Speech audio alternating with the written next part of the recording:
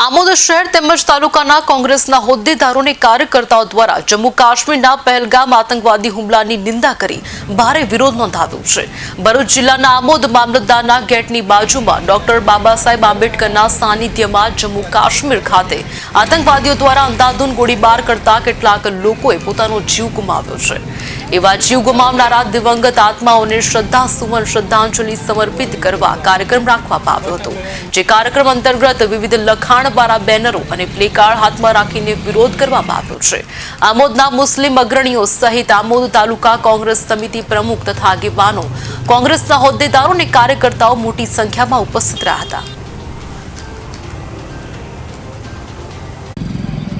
આજરોજ આમોદ શહેર તાલુકા કોંગ્રેસ સમિતિ દ્વારા તારીખ 22/4/2025 મંગળવારના રોજ પહેલગામ કાશ્મીરમાં આતંકવાદીઓ દ્વારા કરાયેલ ક્રૂર અને કાયરતાપૂર્ણ હુમલામાં મૃત્યુ પામેલા આપણા નિર્દોષ ભારતીય નાગરિકોના આત્માને પરમ કૃપાળુ પરમાત્મા મૃતકોના દિવ્ય આત્માને શાંતિ અર્પે એવી પ્રભુ પાસે પ્રાર્થના કરીએ છીએ।